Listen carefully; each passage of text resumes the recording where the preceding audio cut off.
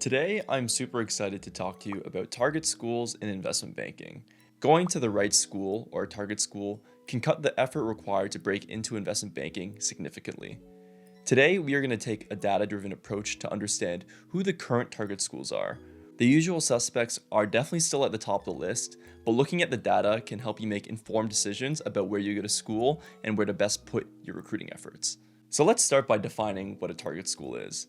And in my opinion, it's any school that is recruited by the majority of the top investment banks.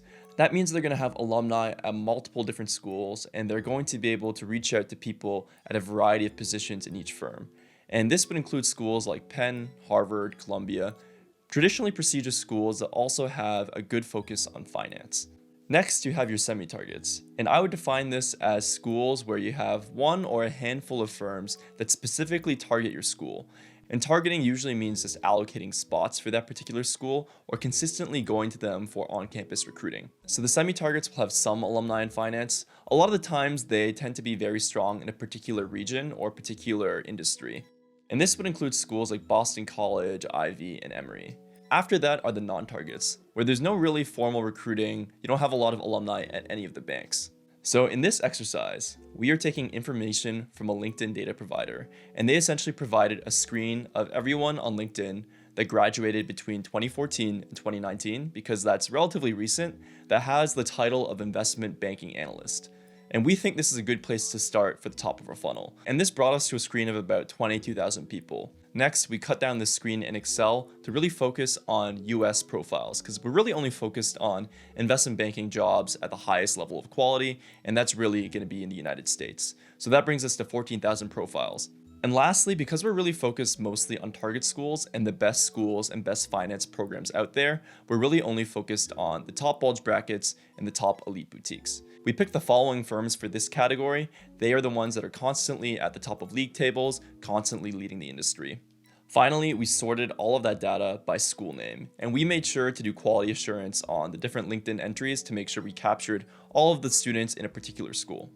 When you do this sort, you realize that the target schools really have a strong dominance of recruiting when it comes to investment banking. So if you think about market share, the top 15 or 16 schools take about half of all of the investment banking offers that there are in the United States. The amount of hires that a top school like Penn or NYU will send into investment banking are anywhere between 3 and 5 times the amount of a semi-target. These are the schools where firms will send consistent campus recruiting to them. They have allocated spots for these hires, and there's tons of alumni throughout the ranks of the firm. I think the right way to define target school here is in a couple of different factors. The first is the sheer volume. I would say over the past 5 years, the schools that have sent over 100 or so hires into investment banking are quite clearly target schools. That means they send about 20 people to the top investment banks every single year. With regards to the biggest targets, and this does coincide with my own experience, Penn, NYU, Michigan, and Harvard have way more coverage in investment banking as well as all of finance than every other school.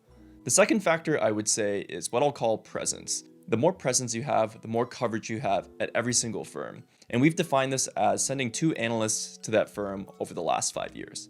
You'll see this is really where the targets differentiate from the semi-targets. The semi-targets oftentimes just have a couple of strong alumni at a particular firm, and that allows them to grow their investment banking numbers. So these semi-targets might not be loved by all the Wall Street firms, but maybe just a handful. You can kind of see the numbers. For example, Boston College sends a disproportionate amount to Citi, Emory sends a disproportionate amount to Lazard, and Ivy sends a lot to Evercore. A lot of these semi-targets definitely don't have the traditional cachet or prestige of other schools, but they've cultivated very strong finance programs over years. Maybe the school offers strong extracurriculars in finance, or there's a strong finance professor or concentration there. After this list, it really does start to taper down. If you are at a non-target, that generally means there's only 3 to maybe 8 people every single year going into investment banking, and that can make it really difficult and very competitive to go for these top spots. I think it's worth noting that why it's so difficult to build a target school reputation is because the life cycle of an investment banking analyst is honestly pretty short. The vast majority of analysts are only going to work at that firm for about 2 years. And in order to be a target school, in order to have focused recruiting efforts, you really need a lot of those mid-level and senior people to really rally behind a school. So it can take generations or the course of a decade of very strong students to really change the mind of a firm. With all that being said, I hope you enjoyed this video and I hope you learned a little bit about target schools. I want to stress that being at a target school is not the be all end all. If you are a good student, if you network with the right people and you study the right things, then you can break in. So I hope you enjoyed this video and I will see you in the next one.